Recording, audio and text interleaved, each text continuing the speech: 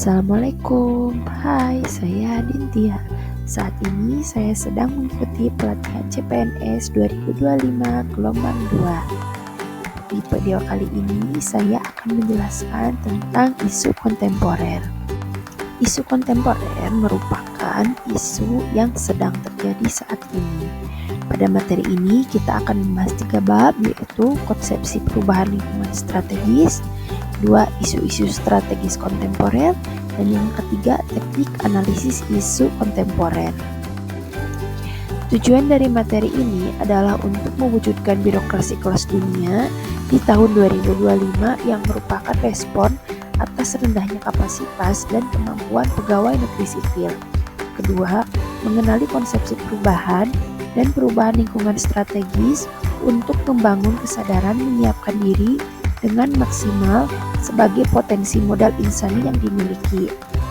Permasalahan lainnya adalah kepedulian PNS dalam meningkatkan kualitas birokrasi yang masih rendah, menjadikan daya saing Indonesia dibandingkan negara lain, baik di tingkat nasional maupun internasional, masih tertinggal. Selanjutnya, ini model faktor perubahan yang mempengaruhi kinerja PNS.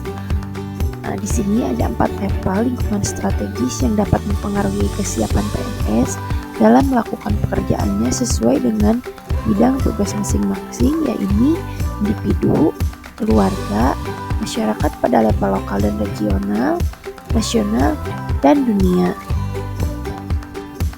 Lalu di bab 2 ada isu strategis kontemporer. 1.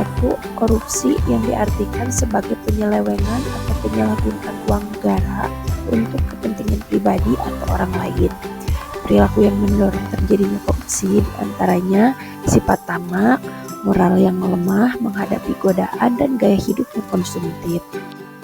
Yang kedua ada narkoba. Kata ini merujuk untuk menyebutkan suatu hal yang bersifat adiktif, yaitu dapat mengakibatkan ketergantungan apabila disalahgunakan atau penggunaannya tidak sesuai dengan dosis yang dianjurkan oleh dokter. Yang ketiga ada terorisme dan radikalisme.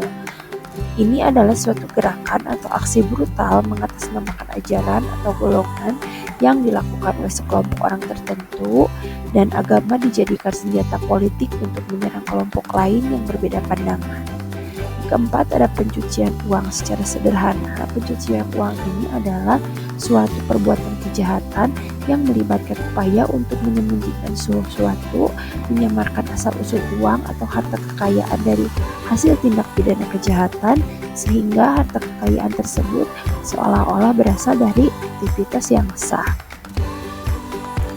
Lalu selanjutnya ada proxy war modern, yaitu konfrontasi antar dua kekuatan besar dengan mengutamakan pemain pengganti untuk menghindari konfrontasi secara langsung dengan alasan mengurangi resiko konflik langsung yang berisiko pada kehancuran fatal.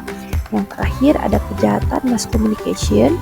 Lalu di bab 3 ada teknik analisis isu yang terdiri dari teknik kepisan isu, lalu teknik analisis isu yang di dalamnya ada mind mapping, dan fishbone diagram, lalu analisis SWOT dan analisis kesenjangan. Nah, itu dia analisis isu kontemporer yang dapat saya paparkan. Atas perhatiannya, terima kasih.